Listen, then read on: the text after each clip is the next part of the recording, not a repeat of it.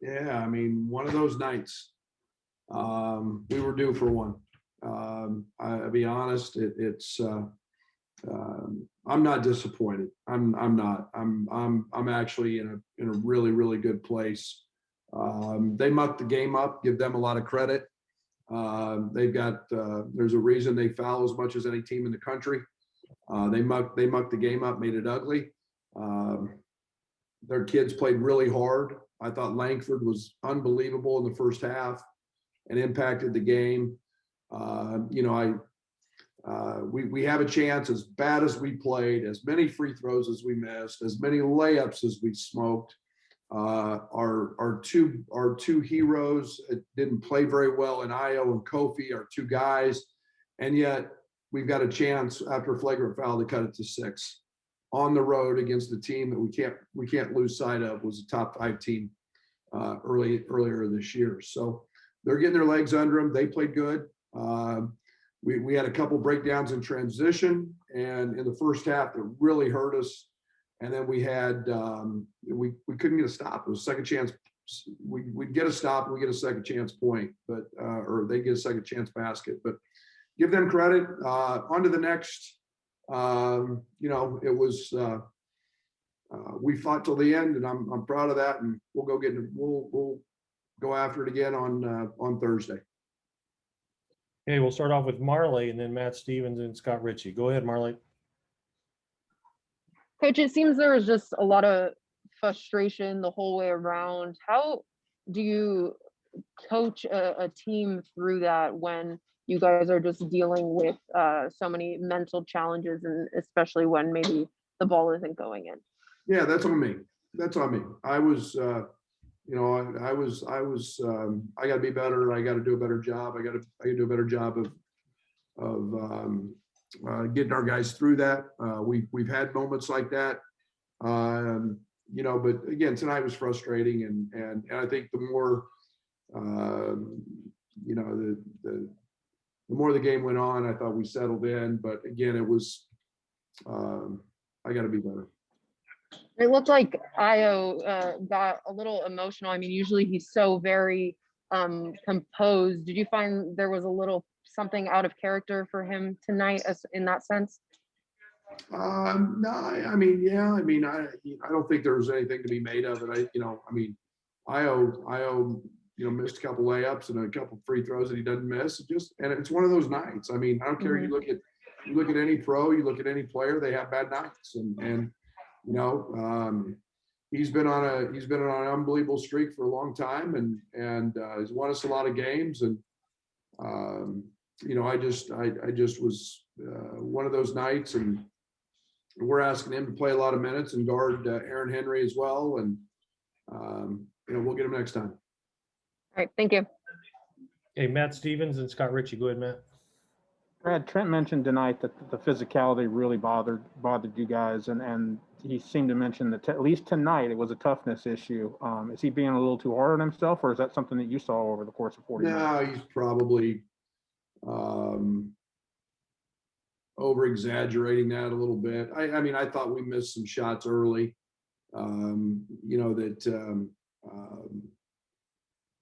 Maybe we should have taken an extra dribble. We should have planted off 2 feet, and just took, we got bumped. And you got to play through those things, but players adjust through that. But again, it's not that big. I didn't think it was that big a deal. I thought we responded, pretty well for the most part in what was a mucked up game and a really physical game. It's not like Michigan State hasn't done this in the past, though, in terms of mucking up a game and trying to play that way. So it's kind of, you knew what you were getting at that point, correct? Or oh, absolutely. Kind of a surprise. We knew we were going to shoot close to 40 free throws tonight. That was our game plan. And they foul all the time, and he's got 6 bodies he can throw in there in the middle, and what they haven't been doing is making shots like that. And they got going against Indiana. They did that tonight, and again, we couldn't stop it because we didn't make free throws. Thanks, Brett. Appreciate it. Okay, Scott Ritchie, then Joey Wagner. Go ahead, Scott. Yeah, Brad, when you say maybe you were due for a game like this, did you have any sense of maybe this happening before the game, or Yeah. Where does that kind of idea come from? No, the basketball gods treat you in a crazy way sometimes when you play and you have one as easy and as good as it was against Minnesota. You know, getting back mentally, and when we miss free throws, it's a mental thing with us. And you know, we've won 7 in a row. We've done a lot of really good things. We've grown, and it's hard when you're in a high major league to find teams that can go and continually win games, and not have an off night. And you know, we're playing, you know, again, a top 5 team at one point this season on the road in their building, and you know, it happens. It happens. And yeah, you mentioned Joshua Langford, and he almost doubled his career high with rebounds. Just what difference did he make? And especially, I mean, it seemed like he went at Adam Miller quite a bit, at least early. Yeah, I mean, they did a great job of putting him in ISOs, but it was his rebounding. You know, he had 10 rebounds at half, and again, it was just I think we're 12 of 30 on layups, and so you know, when you're not getting those to go, you know, I mean, I almost 2 with nobody around, and I mean, you know, it's just, again, it's as much as you want to make a big deal about the Minnesota game and push it away. I do the same with games like this. You have them every year, and there's no explanation for them. And now it's just move on. We're a really good basketball team, and we've got to get ready for the next one.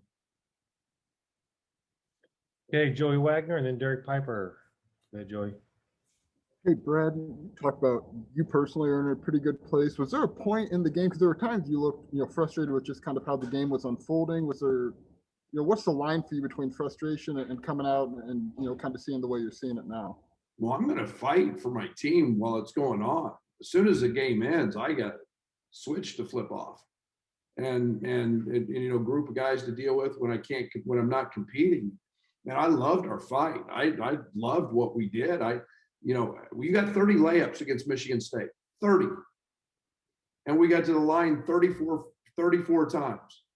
Let's go do that again on another night, and let's see what the outcome is. And so I'm in an unbelievable place. And again, I knew, to win it out, I think somebody told me we'd have to win 21 straight. Realistically, we're a good basketball team. We're gonna have a chance if we keep fighting and keep growing. And you can't let one game. You've got an unbalanced schedule in the Big Ten. That means nothing. I mean, you're going to go by some winning percentage or some, when you got half the league not playing 20 games, it's about the postseason, and that's where we got to keep aiming towards. I think this was the most points per possession the team's had since that Ohio State game. Was there anything specifically they were doing or anything you can kind of point to and say that was an issue? I mean, they made shots and they got offensive rebounds. And, I was give them credit. I mean, they got going against Indiana. They scored 52 in the second half against Indiana. And so that does a lot for their confidence. And, other than early, we didn't turn them over. But again, they're, they made plays and we didn't. Thanks, Brad. Okay, Derek Piper, you're up. You haven't good on deck. Hey, Coach, DeMonte seemed to be a little hesitant with his three-point looks. Hasn't taken very many dating back, mid-January. Are you seeing anything there where maybe he needs to step up and shoot a little bit more aggressively? No, we never want him to turn him down, but he's fine. He'll be good. We'll get him to shoot him. The next one coming up, I know it's different, senior night, as far as no fans being in there and seniors having an opportunity to come back. But how do you kind of view that with what's coming up next? Well, that's a night of appreciation. That's a night of what family celebrates. And obviously it's a different year, as you mentioned, but we celebrate family and that emotion. And it is disappointing that there's not going to be 15-5 in there to celebrate them and this team. But we'll make do and do it the best we can. Thanks. Okay, Gavin, you're up. Brandon Simberg on deck. Go ahead. Hey, Brad, it seems like some of the teams that, maybe you guys have struggled the most against this season that have been teams that really have a lot of size and know how to use it well. Do you think that that is a matchup problem for you guys possibly? I think everybody in our league's got size. I mean, Northwestern's got size, Purdue's got size, Wisconsin's huge. I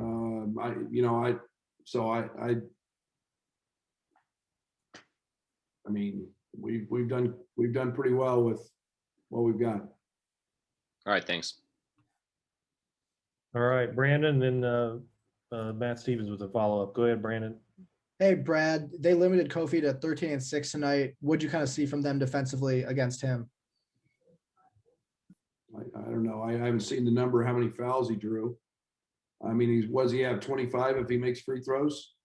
That's what I said. That's what I meant when I said they were going to muck it up. They've got 5 guys that they can just throw in there and go at him. And it was going to be a night where we were trying to throw it in there and maybe a little bit too much. We got out of a little bit of rhythm early, but again, it was they've got that luxury having all that size.